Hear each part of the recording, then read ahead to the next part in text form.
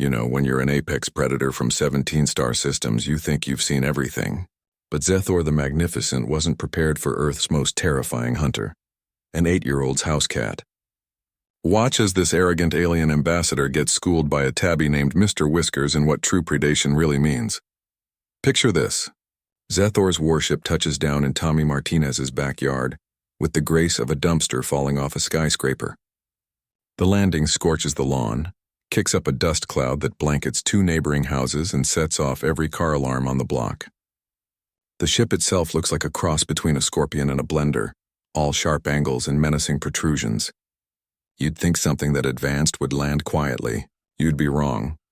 Out strides Zethor, 7 feet of gleaming chitin and trophy scars, his mandibles clicking in what his species considers a welcoming gesture. Humans would probably call it the sound of bones breaking.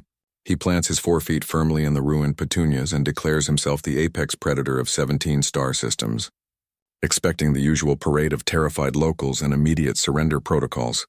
Instead, he gets Tommy Martinez, age 8, clutching a juice box and squinting through the settling dust. The kid doesn't scream or run. He just tilts his head and says, "Cool costume, mister. You going to the Halloween party at school tomorrow?" Zethor's mandibles freeze mid-click. His pride tattoos, each representing a conquered species, seem to dim slightly. He's prepared for many reactions to his arrival. Being mistaken for a child's party costume wasn't on the list. The translator in his chest plate emits a confused staticky noise. This is where their realities collide. Zethor operates on a simple galactic principle. Predators get respect through demonstrated dominance. His entire culture measures status by how quickly newcomers submit. Tommy operates on suburban principles. Weird-looking strangers are either selling something or wearing something for a school event. You can see the first fracture in Zethor's confidence when Tommy takes a sip of his juice box without breaking eye contact. The alien warrior who's made battle-hardened generals tremble is being assessed by a 3rd grader who's more interested in his drink than the interstellar visitor. Meanwhile, from the porch steps Mr. Whiskers watches. The tabby doesn't hiss or arch his back. He just flicks his tail once, slowly, eyes tracking Zethor's every movement with detached professional interest. It's the same look he gives birds through the window screen, calculating, patient, utterly unimpressed. Zethor dismisses the cat with a contemptuous wave of one clawed hand. "You keep inferior predators as pets?" He scoffs, his translator buzzing with derision. "Your world is even softer than the intelligence report suggested." He doesn't notice how Mr. Whiskers' ears rotate forward slightly at the word inferior. The stage is set now. You've got a warrior who judges strength by intimidation, facing a planet where real power doesn't need to announce itself. Zethor's about to learn that on Earth the most dangerous things often look the most harmless. You know how warriors from militant cultures expect certain responses to displays of power. Zethor's entire existence revolved around a simple binary. Creatures either challenged him or submitted. His combat training covered 700 possible confrontation scenarios, each ending with his dominance established. None of the simulations involved a human, military officer arriving with a clipboard instead of a weapon, while a child continued petting a small mammal. Captain Rodriguez showed up 15 minutes after the landing, uniform crisp, expression professionally neutral. He carried a standard first contact protocol binder and what appeared to be a neighborhood noise complaint form. He didn't reach for his sidearm when Zethor flexed his combat claws. He just sighed and asked if the alien vessel could please keep the engine noise down after 10 p.m. per local ordinances. Zethor's mandibles went slack. This wasn't how apex predators greeted each other. Where were the challenge roars? The displays of weaponry? The immediate struggle for territory? Instead, the captain offered him a pamphlet about backyard spacecraft parking regulations. While Tommy scratched Mr. Whiskers behind the ears, the alien's translator buzzed with contempt. "You keep predators as pets?" he demanded, pointing a claw at the purring tabby. "In my culture, we consume anything that shows predatory instinct. We do not house them." He said house like it was a disease. Captain Rodriguez just nodded politely. "Mr. Whiskers handles the rodent population. We provide veterinary care and shelter. It's a mutually beneficial arrangement." Tommy chimed in, still stroking the cat. "He brings me mice sometimes. Mom makes me throw them away, but it's still pretty cool." Zethor's cranial plates actually shifted in confusion. His culture had no concept of voluntary cohabitation with predators. You dominated or were dominated. You consumed or were consumed. This idea of negotiation, of providing medical care in exchange for pest control, sounded like evolutionary madness. You tame your hunters? Zethor asked, the disgust clear in his buzzing translation. He's not tame, Tommy corrected cheerfully. He just lives here. He comes and goes as he wants. Sometimes he's gone for 3 days, then he comes back and sleeps on my face. The alien warrior looked from the comfortable cat to the calm humans. His entire predatory worldview depended on clear hierarchies. This arrangement made no sense. These creatures weren't dominating their environment. They were negotiating with it. The very concept threatened everything he believed about strength. So Zethor did what any self-respecting apex predator would do when confronted with cognitive dissonance. He proposed a demonstration. I will show you true hunting, he declared, his claws extending fully. Take me to your most challenging game. I will prove what real predation looks like. He envisioned taking down some magnificent beast, something worthy of his combat honors. Maybe one of Earth's great predators that needed subduing. Captain Rodriguez just shrugged and pointed toward the Cascade Forest Preserve 3 blocks away. There's some squirrels that keep getting into bird feeders, he said. Good luck with that. Zethor strode toward the trees, confident he'd soon demonstrate proper predator-prey relationships. He didn't notice Mr. Whiskers watching him with that same unblinking stare, the tip of his tail twitching just once. Imagine thinking you're about to give a masterclass in predation to primitive beings. Zethor strode into Cascade Forest Preserve with the confidence of someone who'd taken down armored beasts on 7 different worlds. His combat claws extended, his targeting sensors scanned the area, and his posture screamed deadly efficiency. He expected to find worthy game, something that would make these humans understand true hunting prowess. The local fauna had other ideas. A squirrel named Mr. Nutkin watched from an oak branch, clutching an acorn with what could only be described as calculated amusement. He didn't scramble or freeze like prey should. He just twitched his tail and made a chittering sound that somehow managed to sound sarcastic. Then came Benjamin Bunny, who chose that moment to hop across the path. Not too fast, not too slow, just enough to stay precisely 1 hop ahead of Zethor's lunging grasp. The rabbit's timing was infuriatingly perfect, like he'd practiced this exact evasion his whole life, which, to be fair, he probably had. Zethor's advanced hunting techniques proved useless against Earth's evolved evasion strategies. His sonic pounce emitter? The squirrels just flicked their ears and moved to the next branch. His thermal tracking? The rabbit's burrows scattered his readings like confetti. His precision strike posture? The chipmunks dodged with casual ease, pausing to stuff their cheeks with seeds mid-evasion. You could see the alien's confidence beginning to crack. Here was a warrior who'd taken down creatures with fangs the size of combat knives, being outmaneuvered by animals that weighed less than his left boot. Each failed attempt made his mandibles twitch with mounting frustration. His combat honors meant nothing to these creatures. They treated him like an inconvenient weather pattern. His frustration grew with each passing minute.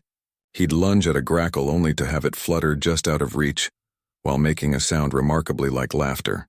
He'd track a vole through the undergrowth only to lose it to some hidden tunnel system.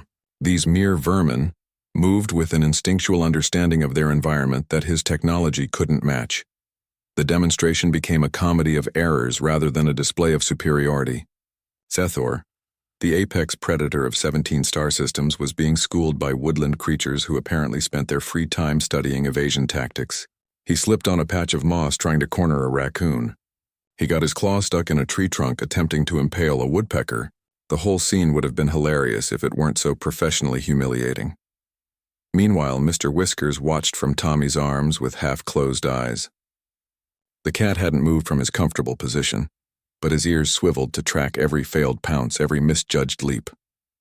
His tail gave the occasional faint twitch, not the excited flutter of a hunter watching prey, but the quiet judgment of a professional watching an amateur screw up basic techniques. He didn't need to move to demonstrate his opinion of Zethor's hunting skills. The slow blink he gave said everything. You know that moment when something you underestimated reveals its full capabilities. Zethor stood there panting, his combat claws smeared with dirt and leaf litter, having just face-planted trying to catch a squirrel that seemed to be actively mocking him. His mandibles twitched with the kind of frustration that comes from realizing the universe has different rules here. That's when Mr. Whiskers stretched in Tommy's arms, gave a slow blink, and dropped silently to the forest floor. The transformation was immediate. The lazy house cat posture vanished. His body lowered into a hunting crouch so fluid it looked like water flowing downhill. Where Zethor's movements had been loud and forceful, all cracking twigs and disturbed leaves, the cat moved with a silence that felt unnatural. His paws made no sound on the dry foliage. His breathing went so quiet even the birds stopped chirping to watch. Zethor's targeting sensors whirred uselessly. They were built to track large combat signatures, not this subtle shift of muscle beneath fur. Mr. Whiskers' ears swiveled forward, his whiskers twitched, and his tail stilled completely. This wasn't the posture of a pet. This was millennia of evolved predatory instinct taking over, every muscle tuned for one purpose. The alien watched in disbelief as the tabby demonstrated techniques his military trainers had never imagined. Instead of charging, Mr. Whiskers simply disappeared into the shadows. He used terrain features Zethor hadn't even noticed: a fallen log, a patch of ferns, the dappled light through the canopy. His movement economy was perfect. No wasted motion, no unnecessary energy expenditure. He wasn't hunting through force. He was hunting through understanding. Where Zethor had tried to overpower his prey, the cat became part of the environment. He waited, he observed. He calculated angles and approaches with a precision that made the alien's combat algorithms look clumsy. Mr. Whiskers made catching difficult prey look effortless and elegant. A flick of an ear here, a slight shift of weight there. Each movement served a purpose. The alien's military training suddenly seemed absurdly blunt. All those years of learning to pounce and strike and dominate, none of it accounted for this kind of subtlety. His species believed hunting was about showing strength. The cat demonstrated it was about applying exactly the right amount of strength at exactly the right moment. The first vole capture happened so fast, Zethor's optical sensors barely registered the movement. One moment the cat was motionless beside a rotting log. The next there was a faint rustle, a quick darting motion, and Mr. Whiskers stood with the rodent neatly dispatched between his jaws. The entire event took less than a second. No dramatic lunges, no loud cries of triumph, just efficient professional work. Zethor's mandibles hung open. This was the creature he'd called an inferior predator. This was the animal he'd dismissed as a soft earth pet. The cat didn't even bother looking proud of his catch. He just carried his prize back toward Tommy with the calm demeanor of someone who'd done this 1,000 times before. This was just the opening act of a much more impressive display. Mr. Whiskers dropped the vole at Tommy's feet, rubbed against the boy's leg once and turned back toward the forest. His eyes locked onto something new in the undergrowth. The tip of his tail gave a single, deliberate twitch. The demonstration wasn't over. It was just beginning. Picture a growing collection of forest creatures that represents perfect hunting efficiency. Mr. Whiskers reappeared from the undergrowth with a chipmunk held gently in his jaws, dropped it neatly beside the first vole, and vanished again without a sound. The chipmunk showed no visible wounds, just precise dispatch. No mess, no drama, just professional work. Each new capture demonstrated a different aspect of the cat's hunting prowess. The shrew that followed required entirely different techniques, quicker reflexes, sharper attention to high-frequency sounds in the leaf litter. Then came the rabbit, the same large cottontail that had eluded Zethor moments earlier. Mr. Whiskers brought it back without a single scratch on his own fur, placing it carefully on the pile as if arranging items on a shelf. The collection at Tommy's feet became a testament to evolutionary perfection. 5 different species, each caught using specialized methods tailored to their behaviors and defenses. The cat didn't just hunt. He adapted his approach based on the specific prey. He used stealth for the vole, speed for the chipmunk, patience for the rabbit. Each technique was perfectly matched to the target. Zethor's body language shifted from arrogance to dawning horror with each new addition. His combat claws retracted unconsciously.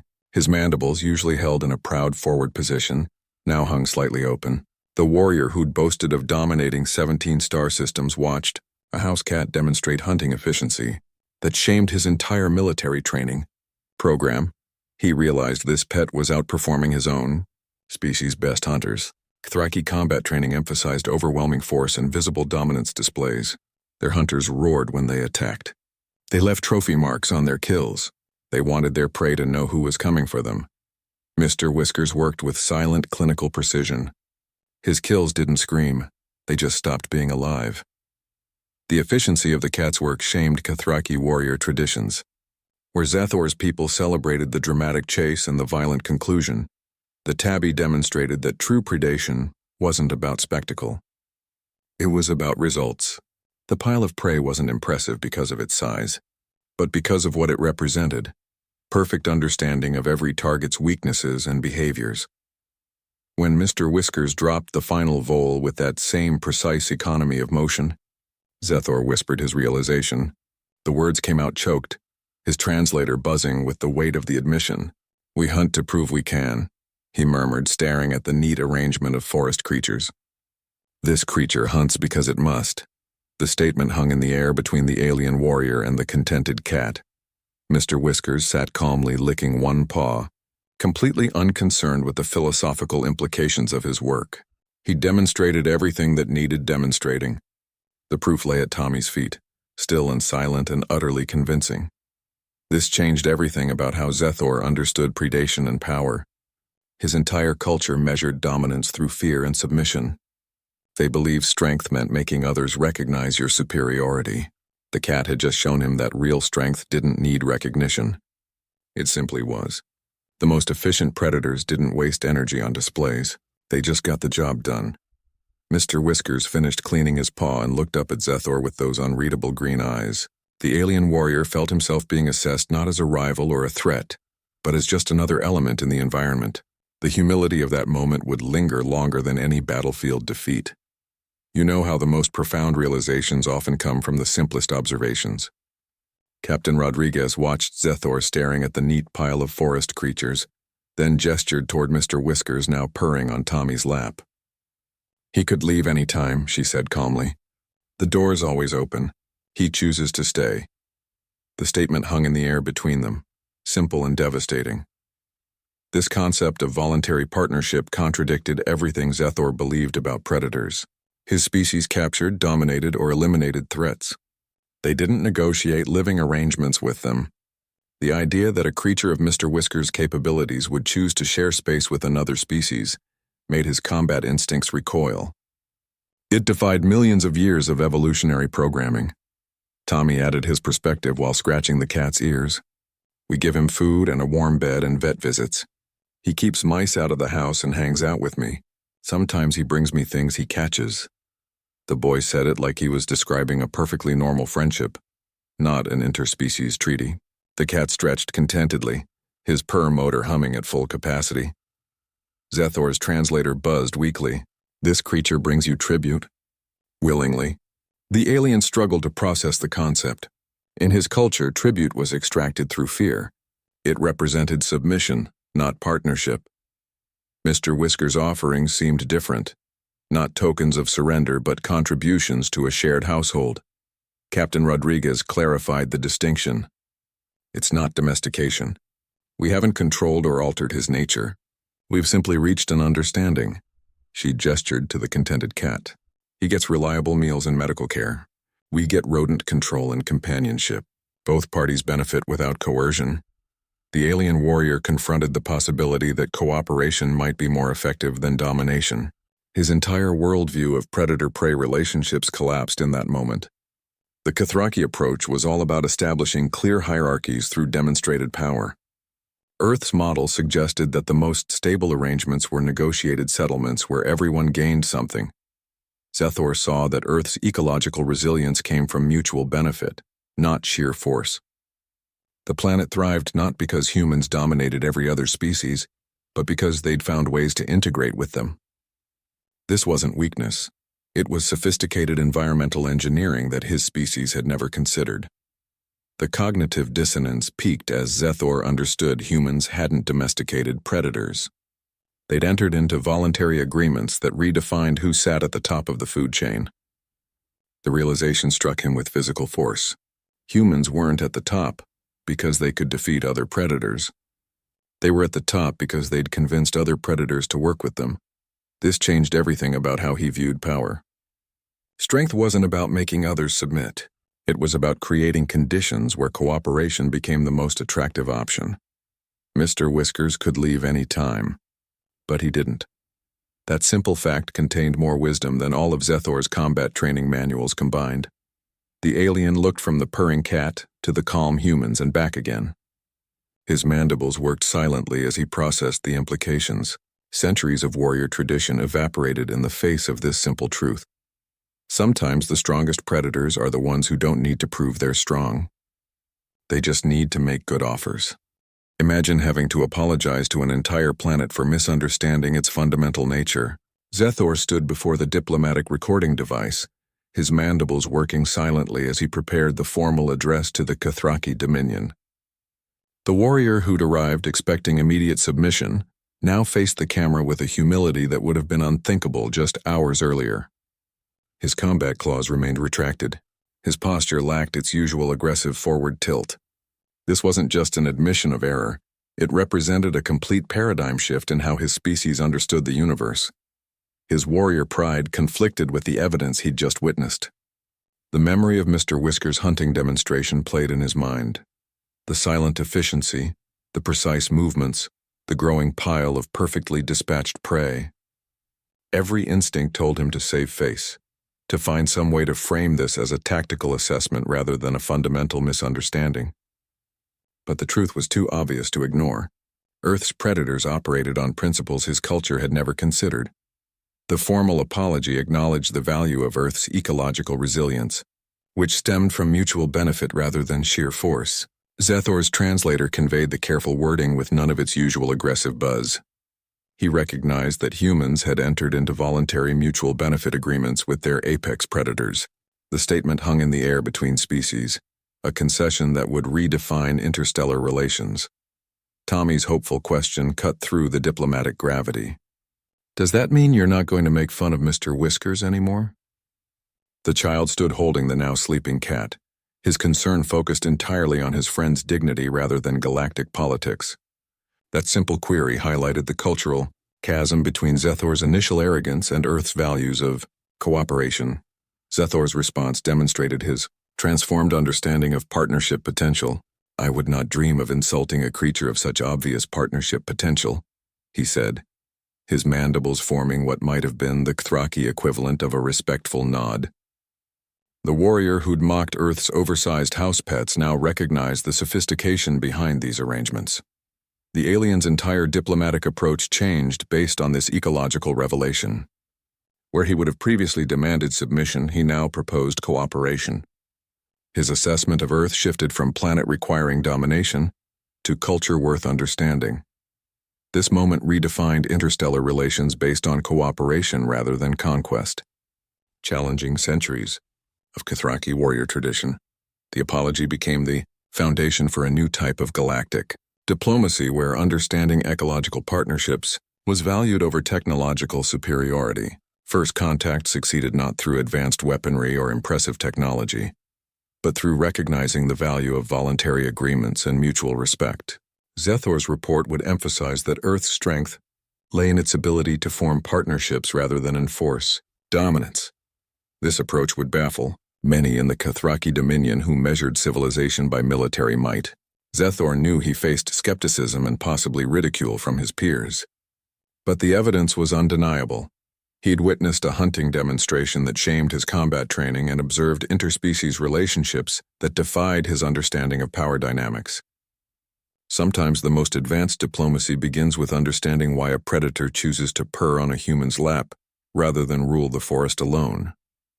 You know that moment when you realize the rules you've lived by are completely wrong. Zethor stood there watching Mr. Whiskers clean his paws, the pile of dispatched prey still resting at Tommy's feet, and felt his understanding of the universe rearrange itself. This wasn't just about hunting techniques or predator rankings. This was about reconfiguring the entire concept of what made an apex predator worthy of the title. His species measured dominance through displays of force and visible subjugation. They believed true predators should inspire fear, demand tribute, and eliminate competition. Earth's model presented something entirely different. Predators that chose cooperation over conquest. This required a different kind of strength altogether, Not the strength to dominate, but the strength to negotiate. Not the power to intimidate, but the wisdom to create agreements that benefited all parties. Humans hadn't defeated their fiercest hunters. They'd partnered with them. This voluntary arrangement represented an evolutionary advancement Zethor's species never achieved. While the Cathraki were busy perfecting combat techniques and intimidation displays, Earth's species were developing sophisticated social contracts. The cat's contented purr as Tommy scratched behind his ears represented successful negotiation rather than submission. It was the sound of a predator who'd gotten exactly what he wanted from the arrangement. Zethor saw that true dominance might involve trust and care rather than fear and force. This realization destabilized centuries of Cathraki warrior tradition and philosophy. All those combat honors, all those trophy scars, all those conquered species. They suddenly seemed like the primitive efforts of a culture that hadn't evolved beyond basic aggression. The alien warrior felt the ground shift beneath his feet as he understood that on Earth, the real apex predators weren't the ones with the sharpest claws or loudest roars. They were the ones who convinced others to cooperate. This insight transformed not just his view of Earth, but of the entire galaxy's potential relationships. If humans could form partnerships with creatures like Mr. Whiskers, what other interspecies arrangements might be possible across star systems? The Cathraki approach of conquest and domination suddenly seemed limited, unimaginative, and ultimately fragile compared to Earth's model of voluntary cooperation. Zethor looked at the purring cat and the calm humans and understood something fundamental had shifted. Strength wasn't about making others bow. It was about creating conditions where others chose to stand beside you. The most dangerous predators weren't the ones who hunted alone, but the ones who built networks of mutual benefit that made everyone stronger. This simple truth would require him to reconsider everything from diplomatic protocols to military strategies. The alien ambassador who had arrived, expecting immediate submission, now faced a more complex reality. Earth's apex predators didn't need to prove their dominance through violence because they had achieved something more sophisticated. They had secured voluntary partnerships that made violence unnecessary. This represented such a radical departure from Cathraki philosophy that Zethor knew his report would cause upheaval across the Dominion. Sometimes the most humbling lessons come not from defeat in battle, but from watching a house cat demonstrate advanced ecological strategy through the simple act of bringing a mouse to a child. Picture how one small-town forest demonstration could change interstellar relations forever. Zethor's report to the Cathraki Dominion won't just be another diplomatic dispatch. It'll be a philosophical bomb dropped right into their warrior culture's central command. His superiors expected charts of military capabilities and assessments of planetary defenses. Instead, they're getting detailed observations about interspecies partnership models and the hunting efficiency of domesticated felines. This isn't the kind of intelligence they're equipped to process. Warrior cultures often struggle to adapt to cooperative models of interaction. The Cathraki have built their entire society around clear hierarchies and demonstrated dominance. Their first contact protocols involve overwhelming displays of force followed by demands for submission. The concept of voluntary partnership, where predators choose cooperation rather than having it forced upon them, doesn't compute within their existing frameworks. This revelation that Earth's predators actively choose partnership challenges galactic power structures that have stood for millennia. Other species might reconsider their own predator-prey relationships based on this model. Imagine civilizations across the spiral arm studying Mr. Whisker's hunting techniques and the human-feline arrangement. They'd have to ask themselves whether their own approach of constant conflict and domination might be evolutionarily primitive. The galactic status quo prefers clear power dynamics: who dominates whom, who fears whom. Earth's web of negotiated relationships presents a messy but intriguing alternative. Humanity's approach represents either an evolutionary dead end or the most advanced adaptation the galaxy has seen. The Cathraki will debate this for cycles. Some will argue that cooperation with predators shows weakness, that true strength requires unambiguous dominance. Others will see the strategic advantage in creating stable ecological partnerships that don't require constant enforcement. Zethor must convince his superiors that cooperation isn't weakness but sophisticated strength, the kind that builds civilizations. Rather than just conquering them, the cat's hunting demonstration becomes legendary in diplomatic circles. Imagine interstellar ambassadors studying footage of Mr. Whisker's efficient vole capture alongside traditional military briefings. They'll analyze the precision movements, the energy conservation, the flawless execution. This isn't just about hunting technique. It's about a different philosophy of engagement. The demonstration becomes required viewing at diplomatic academies across systems. This encounter establishes Earth as having unique ecological wisdom worth studying. The galaxy watches as a small town's forest proves new forms of dominance are possible. Planets that previously would have been marked for conquest now get reconsideration. Species that seemed weak because they didn't follow traditional predator patterns suddenly appear strategically sophisticated. The Thraki may still have the bigger fleet, but Earth has the better operating manual for interspecies relations. Zethor's report will force a reevaluation of their rigid, conquest-based worldview. Their entire approach to first contact scenarios must now account for civilizations that measure strength differently. They'll have to develop new assessment protocols that look beyond military capabilities to examine ecological integration and social contracts. This shift won't happen easily. Warrior cultures don't adapt quickly, but the evidence is too compelling to ignore. The galaxy now faces a simple but profound question. Is it better to be feared or to be trusted? Earth's model suggests that the most stable arrangements are those entered into voluntarily. This challenges centuries of interstellar diplomacy, built on threat assessment and containment protocols. Suddenly, a planet's relationship with its native predators becomes a key indicator of its diplomatic sophistication. Sometimes the future of galactic relations hinges not on treaty negotiations, but on understanding why a predator chooses to purr. You know how the most profound teachers often come in unexpected packages. Tommy continued petting Mr. Whiskers as if nothing extraordinary had occurred, his small fingers scratching behind ears that had just tracked prey with surgical precision. The boy's juice box lay discarded nearby, his attention fully on the purring cat in his lap. To him, this was just another afternoon, a familiar rhythm of affection and quiet companionship that required no explanation or ceremony. The child's casual acceptance created a stark contrast with Zethor's world-shattering realization, where the alien warrior saw paradigm shifts and galactic implications. Tommy saw only his friend, who sometimes brought him interesting gifts from the yard. He's probably getting ready for tonight, the boy remarked conversationally as if discussing the weather. That's when he does his real hunting. The statement landed with the weight of simple truth, unburdened by the need to prove anything to anyone. For Tommy, the cat remained just Mr. Whiskers, the companion who purred when stroked, who slept on his pillow, who occasionally presented him with small trophies from the backyard. The fact that one of those trophies might be a rat almost as big as he is was merely an interesting detail, not evidence of evolutionary superiority. This everyday relationship contained ecological wisdom that Zethor had spent lifetimes missing, packaged in the unassuming form of a child's affection for his pet.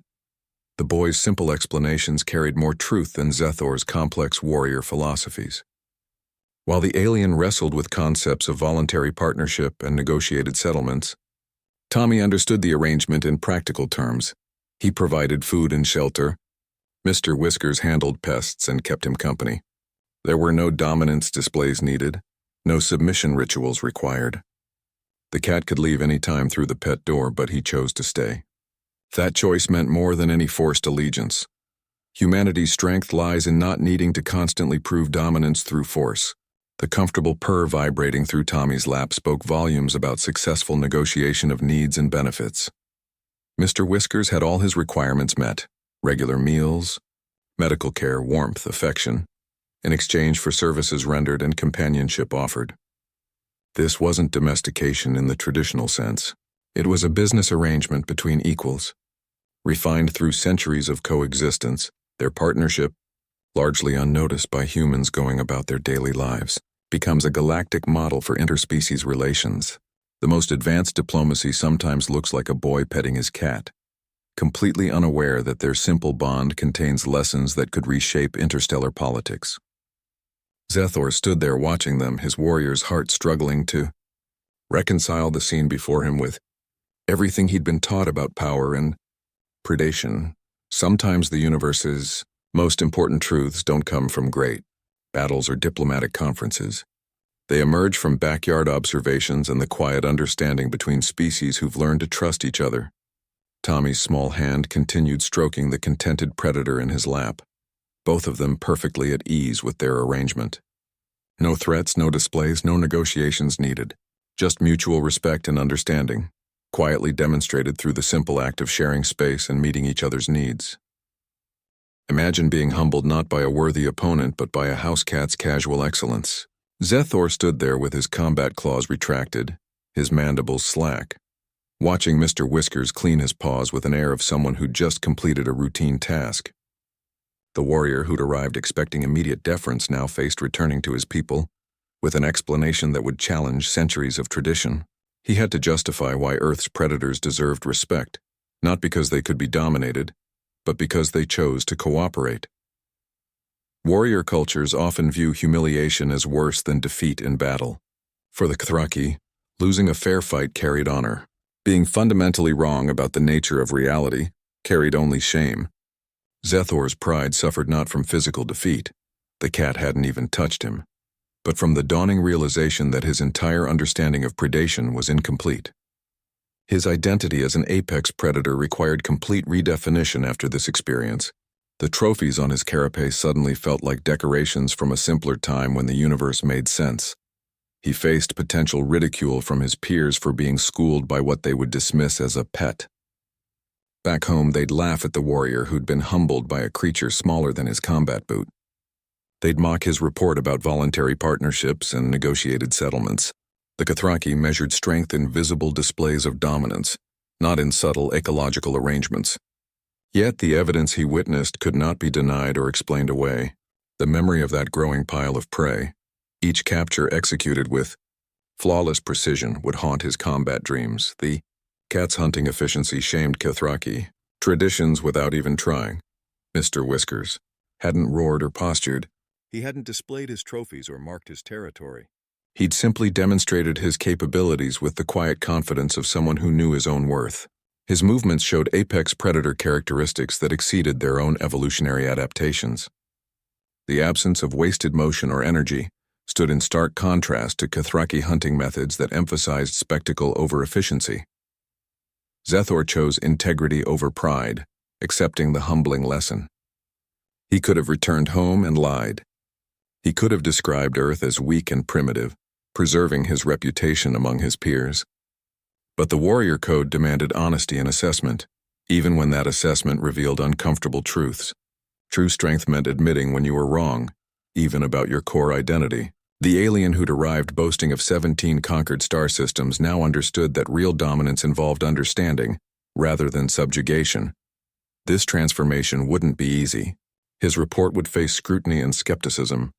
Tradition-bound commanders would dismiss his findings as weakness or confusion. But Zethor had witnessed something that changed him fundamentally. He'd seen a different model of power, one based on mutual benefit rather than forced submission.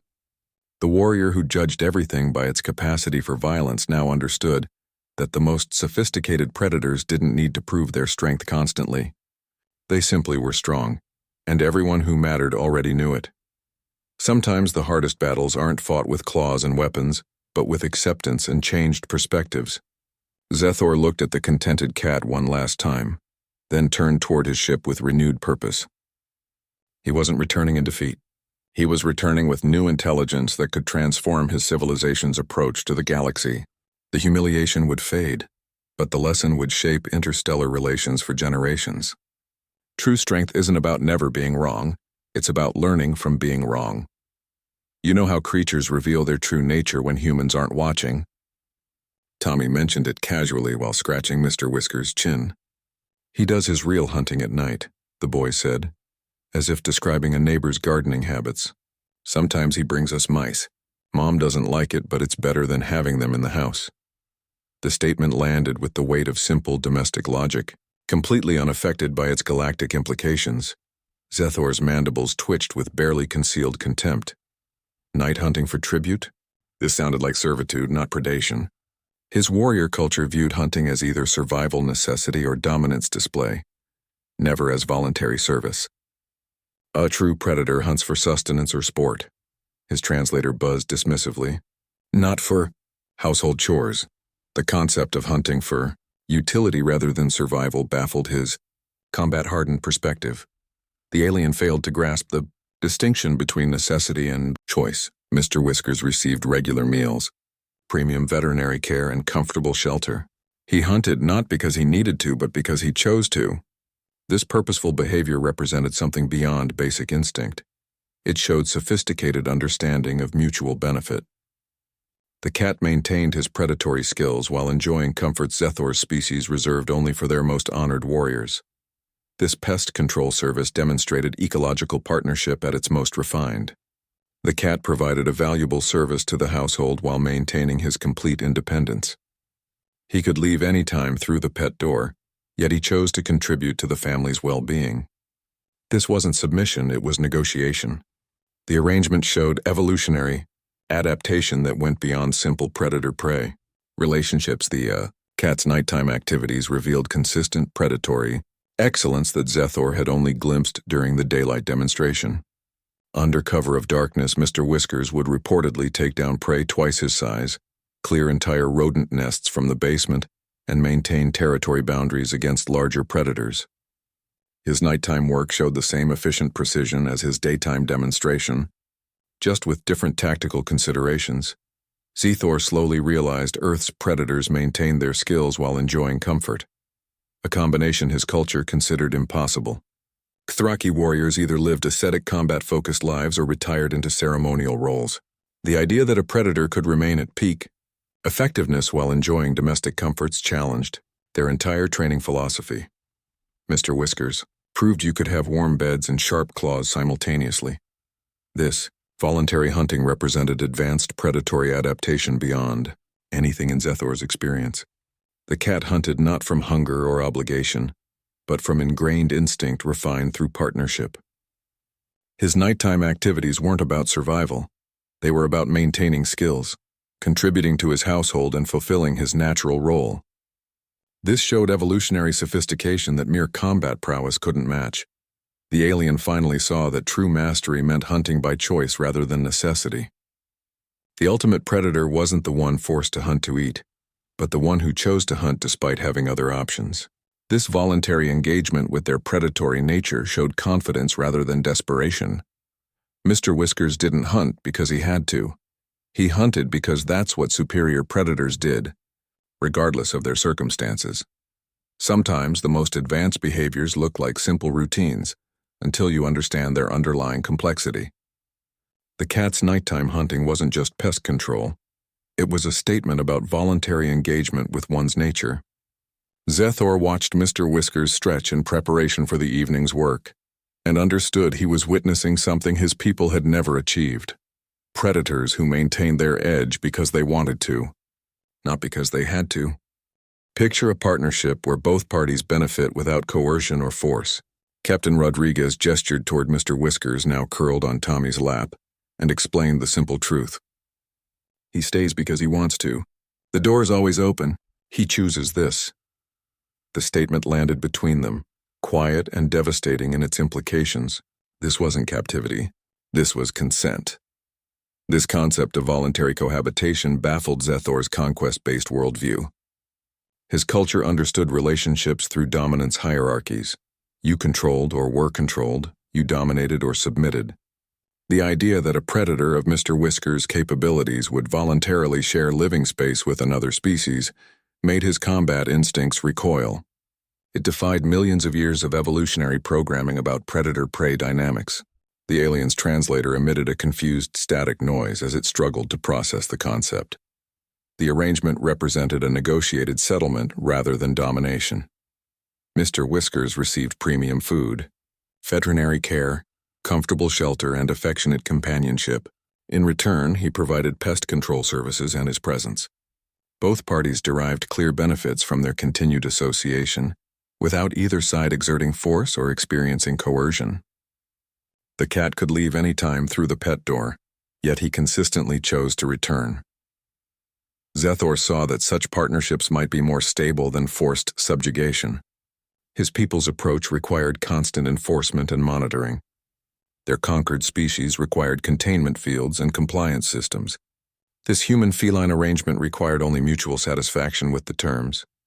The alien began to understand that Earth's ecological success came from these voluntary agreements, rather than domination protocols.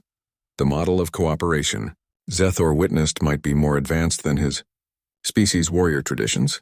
While the Thraki spent resources controlling dominated species, humans built relationships that required minimal maintenance. Their predators maintained themselves while contributing to household ecosystems. This represented an efficiency his culture had never achieved despite their technological superiority. The alien's entire understanding of interspecies dynamics shifted in that moment. He realized humans hadn't domesticated apex predators. They'd entered into voluntary mutual benefit agreements with them. This wasn't about control. It was about creating conditions where cooperation became the most attractive option for both parties. The arrangement required sophistication his people lacked. Zethor watched Tommy scratch behind Mr. Whisker's ears and understood the profundity of their simple relationship. The cat's contented purr wasn't a sign of submission. It was the sound of a successful negotiation. Both parties had gotten what they wanted from the arrangement without coercion or force. This voluntary quality made their bond stronger than any dominated relationship could ever be. The strongest relationships are those entered into freely by all parties. This truth challenged everything Zethor knew about power dynamics. His culture measured strength through visible control and demonstrated dominance. Earth's model suggested that real strength involved creating voluntary partnerships that didn't require constant enforcement. This approach might be harder to establish but offered greater stability once achieved. Sometimes the most advanced social structures look deceptively simple. A child petting a cat, a bowl of food left out, a pet door that swings both ways. These small elements formed a sophisticated ecological partnership that shamed the Kathraki's complex control systems. Zethor stood there watching them, his warrior's heart gradually accepting that force wasn't always the best solution. You know how ecological relationships are more complex than simple predator-prey hierarchies. Zethor stood there watching Tommy scratch behind Mr. Whisker's ears and felt his understanding of dominant systems collapse. His warrior culture maintained that apex predators must dominate all other species through visible displays of force and submission rituals. Earth's model presented something entirely different. Predators, partnering with humans in arrangements that defied simple classification. The food chain became a web of negotiated relationships rather than a straightforward hierarchy. Humans hadn't conquered their fiercest hunters. They'd integrated them into their social structure through voluntary agreements. This integration represented ecological innovation that Zethor's species never developed despite their advanced technology. While the Kathraki focused on containment systems and dominance protocols, Earth had evolved sophisticated partnership models that required minimal enforcement. The alien saw that true dominance might involve managing relationships rather than eliminating competition. His people measured strength by how many species they'd subjugated. Earth measured it by how many species they'd successfully integrated into cooperative systems. This fundamental difference in approach suddenly made conquest seem primitive compared to negotiation. Resolution came not through dramatic revelation, but through quiet observation. Earth's apex predators weren't necessarily the strongest or fastest hunters. They were the ones who successfully negotiated partnerships. The cat purring on the boy's lap had secured an arrangement that provided security, health care, and comfort in exchange for services rendered. This wasn't submission. This was sophisticated deal-making between equals. The food chain stopped being about who eats whom and became about who cooperates with whom. Zethor looked from the contented cat to the calm humans and understood that Earth's ecological resilience stemmed from these complex networks of mutual benefit. Predators didn't need to be dominated because they'd been offered better deals than they could get through solitary hunting. This realization transformed how Zethor viewed power dynamics. His culture believed control meant making others do what you wanted. Earth demonstrated that the most effective control involved creating conditions where others wanted what you wanted. The difference seemed subtle but proved revolutionary. Voluntary cooperation required more sophistication than forced compliance. The alien warrior, who'd arrived judging everything by its capacity for violence, now saw that the universe contained more nuanced forms of power. Sometimes dominance looked like a predator choosing to share space rather than claim territory. Sometimes strength appeared as the ability to create partnerships where everyone benefited. These arrangements weren't weaknesses, they represented evolutionary advancements his people had missed. Zethor's report to the Thraki Dominion would have to explain that Earth's food chain operated on principles they'd never considered. The planet's apex predators weren't the ones at the top of a simple hierarchy. They were the ones who'd negotiated the best deals within a complex web of relationships. This understanding would force his people to reconsider their entire approach to interspecies dynamics. Sometimes the most dangerous predators aren't the ones who hunt alone, but the ones who've learned to hunt with partners. Earth's ecological success suggested that cooperation might be more evolutionarily advanced than domination. The galaxy's understanding of power relationships was about to undergo a significant shift, all because a house cat had demonstrated the advantages of working with others rather than against them. Imagine judging an entire planet's ecology based on incomplete and incorrect assumptions. Zethor's initial assessment of Earth as weak and poorly evolved wasn't just wrong. It was fundamentally misinformed from the start. His warrior culture values obvious displays of power and domination, so when he didn't see immediate submission rituals or combat challenges, he assumed he'd encountered a primitive civilization. The alien expected to find species either fighting or cowering. Instead, he found an 8-year-old offering him juice and a military officer with noise complaint forms. Earth's subtler ecological arrangements completely escaped his notice initially. He saw humans keeping predators as pets and interpreted it as weakness rather than sophisticated partnership. His cultural bias prevented him from seeing strength in cooperation and negotiation. Where his people would dominate or eliminate threats, humans had developed voluntary agreements that benefited all parties. This difference in approach represented a blind spot in his understanding of power dynamics. The alien missed the sophistication in human-predator partnerships because his framework had no category for such arrangements. He dismissed Mr. Whiskers as a pathetic creature and mocked the idea of housing rather than devouring predators. His warrior traditions couldn't process the concept of voluntary cohabitation between species. This cultural limitation nearly caused diplomatic disaster when he proposed conquest, protocols for a civilization that operated on completely different principles. Zethor's humiliation came from realizing his assessment was fundamentally flawed. The warrior who'd arrived boasting of 17 conquered star systems had to confront that his understanding of predation was incomplete. His cultural background had prepared him for many scenarios, but not for a world where apex predators chose cooperation over domination. The cognitive dissonance was physically visible in his slackened mandibles and retracted combat claws. The cultural misunderstanding was only resolved through direct demonstration. No amount of explanation could overcome his biased perspective. He needed to see Mr. Whiskers hunt to understand Earth's true ecological dynamics. The cat's efficient predation techniques forced Zethir to reconsider everything he believed about strength and dominance. His preconceived notions about predator-prey relationships collapsed under the weight of evidence. Sometimes you have to see something hunt to understand its true nature. Zethor's warrior culture valued visible displays of power, so the subtlety of Earth's arrangements initially escaped him. He expected roaring challenges and combat rituals, not quiet partnerships and negotiated settlements. The demonstration in the forest provided the evidence his biased perspective required to shift. The pile of prey at Tommy's feet spoke, louder than any diplomatic briefing could have. The alien's initial disdain for Earth's ecology as keepers of oversized house pets revealed the depth of his cultural programming. His insistence that true predators should be devoured rather than cared for showed how limited his understanding of interspecies dynamics was.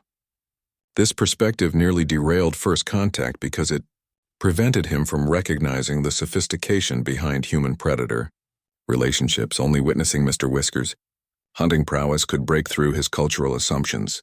The cat's efficiency would shame a Thrak warstalker, forcing Zethor to confront the possibility that cooperation might be more effective than domination.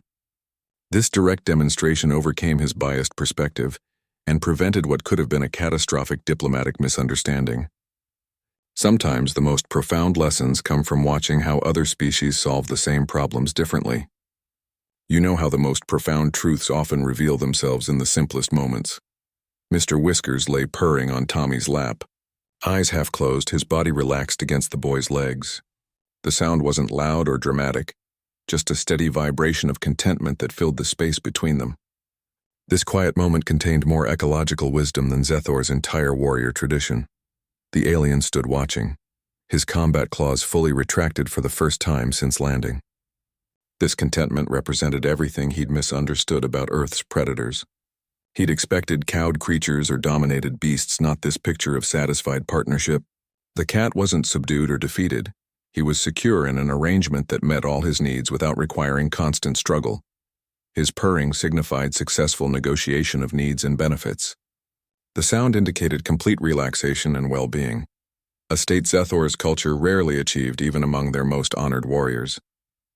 This wasn't the purring of a dominated animal. It was the sound of a predator who'd gotten exactly what he wanted from the relationship. The cat had food, shelter, medical care, affection, and the freedom to come and go as he pleased. In return, he provided pest control and companionship. Both parties benefited without coercion. Zethor saw that this contentment represented a different kind of evolutionary success. His people measured achievement through conquest and visible dominance. Earth's predators measured it through successful adaptation and negotiation. The purring cat demonstrated that sometimes the most advanced survival strategy involved finding partners rather than opponents. The alien understood that force and fear weren't the only ways to manage predators. His entire approach to interspecies relationships had been based on control and submission.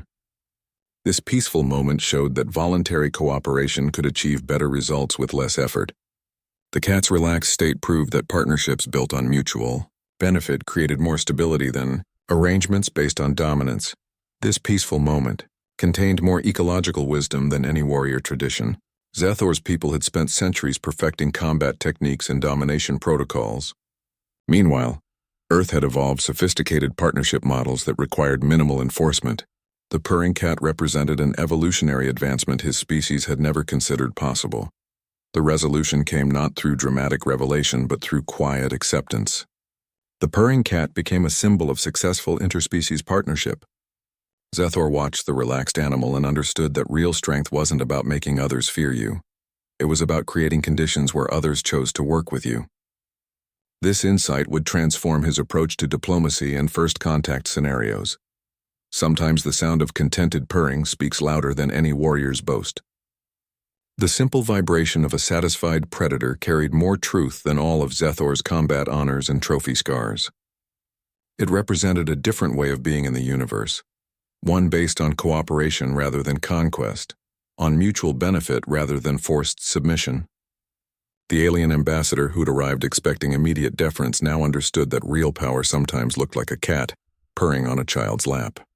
Picture returning to your people as someone who fundamentally understands the universe differently. Zethor stood before the transmission array preparing to address the Kathraki High Command, his mandibles still carrying the memory of Mr. Whiskers' purr. The warrior who'd left boasting of 17 conquered star systems now had to explain why Earth's ecological model represented advanced adaptation rather than primitive weakness. His combat claws remained retracted. His posture lacked its usual aggressive forward tilt. This wasn't just a diplomatic update. It was a philosophical revolution packaged as a mission report. Warrior cultures often resist paradigm shifts that challenge core beliefs. Zethor knew his report would face immediate skepticism from commanders who measured civilization by military might and visible dominance displays. They'd dismiss his descriptions of voluntary partnerships as weakness or confusion. His entire identity as an apex predator required redefinition after witnessing Earth's model, and now he had to convince others to undertake that same difficult transformation. He must persuade his superiors that Earth's approach represents sophisticated ecological adaptation rather than evolutionary failure. His report would detail how human-predator partnerships created stability through mutual benefit rather than force. This voluntary cooperation model offered advantages their conquest-based system lacked: less resource expenditure on control systems, more stable long-term arrangements, and adaptive resilience that didn't require constant enforcement. Zethor's personal transformation could change interstellar relations forever. The ambassador who'd arrived expecting immediate submission now advocated for cooperation-based first contact protocols. His humiliation became wisdom that benefits his entire species, not through combat honors but through expanded understanding. The warrior who'd been schooled by a house cat now understood that sometimes the greatest strength involves recognizing when your approach needs updating. The alien becomes an advocate for cooperation over conquest. His combat clause permanently retracted during diplomatic functions. He cites the human-feline arrangement as evidence that voluntary partnerships can achieve better results than forced subjugation. His reports emphasize that Earth's predators choose cooperation rather than having it imposed upon them, making their agreements more stable and efficient than any containment system. This personal journey from arrogance to understanding redeems his initial blunders. The warrior who'd mocked Earth's oversized house pets now serves as their most effective diplomatic advocate. His first-hand experience with Mr. Whisker's hunting prowess provides credibility that theoretical reports could never achieve. He transforms his humiliation into persuasive evidence that sometimes being wrong leads to being better. Sometimes the greatest warriors are those who learn to see strength differently. Zethor's combat training emphasized visible dominance and forceful subjugation.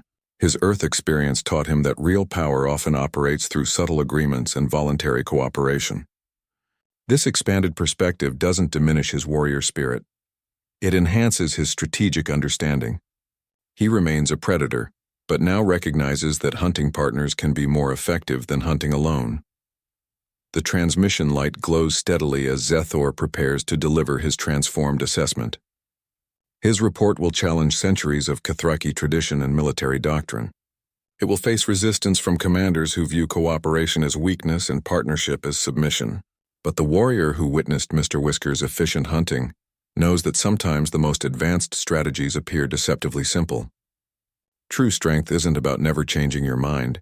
It's about having the courage to change it when the evidence demands. You know how small actions can have large consequences across star systems. That tabby cat's hunting demonstration didn't just impress one arrogant alien. It fundamentally reshaped galactic diplomacy. Zethor's detailed report to the Cathraki High Command would become required reading for their entire diplomatic corps, challenging centuries of conquest-based protocols. His first-hand account of Mr. Whisker's efficiency forced a re-evaluation of what true predatory excellence looked like in the warrior who'd arrived expecting immediate submission became an unlikely advocate for cooperation-based first contact. His report emphasized that Earth's ecological model represented advanced adaptation rather than primitive weakness. This perspective shift influenced how the Cathraki Dominion would approach other species, moving from domination protocols to partnership assessments.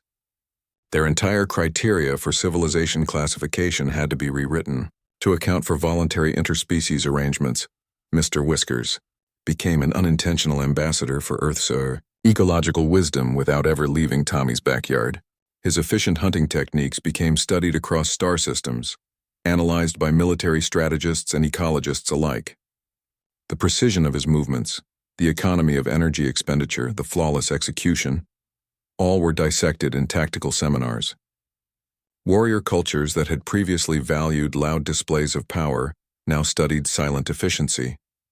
The concept of voluntary predator partnership spread through galactic cultures like a quiet revolution. Species that had always assumed domination was the only option began experimenting with negotiated settlements. The idea that predators could choose cooperation rather than having it forced upon them challenged existing power structures across the spiral arm. Earth's approach gained respect and scientific interest, with research delegations requesting to study human-predator relationships. Meanwhile, Tommy continued petting his cat, completely unaware of the interstellar implications. The boy still saw Mr. Whiskers as his friend, who sometimes brought him interesting things from the yard. He didn't know that their simple arrangement had become a model for interspecies relations light years away. The most profound galactic changes often begin with small earthly moments that go unnoticed by those involved. The legacy extended beyond diplomatic protocols. Military training programs incorporated observations from the hunting demonstration into their combat curricula. The emphasis shifted from overwhelming force to precise application of strength. Zethor's personal transformation from arrogant warrior to cooperation advocate, demonstrated that even deeply entrenched cultural perspectives could evolve when faced with compelling evidence. Sometimes, a house cat's hunting prowess can redefine interstellar relations without anyone intending it to happen. The most advanced strategies often look simple until you understand their underlying complexity. Mr. Whiskers didn't set out to change the galaxy. He just went about his daily routine of napping, purring, and occasionally catching voles. Yet that routine contained wisdom that warrior cultures had missed for millennia. The Kathraki Dominion's approach to first contact was fundamentally altered by one afternoon in a suburban forest. Their entire understanding of power dynamics shifted from domination to negotiation, from control to cooperation. This paradigm change would prevent countless conflicts and open new possibilities for interspecies relationships across the galactic community. All because a tabby cat demonstrated that true predators don't need to prove their strength constantly. They simply are strong, and those who matter already know it. The sound of contented purring sometimes carries more truth than all the warrior boasts in the universe. On a planet where apex predators choose to be pets, the real apex species might be the ones who convince them to stay. That boy and his cat represent a fundamental shift in what strength means. Not domination, but partnership. The galaxy now watches Earth with new respect, observing how voluntary agreements create stability that force control never could. Sometimes the most advanced diplomacy looks like a child scratching behind familiar ears, and the universe itself seems to lean in, taking notes on how true power often purrs.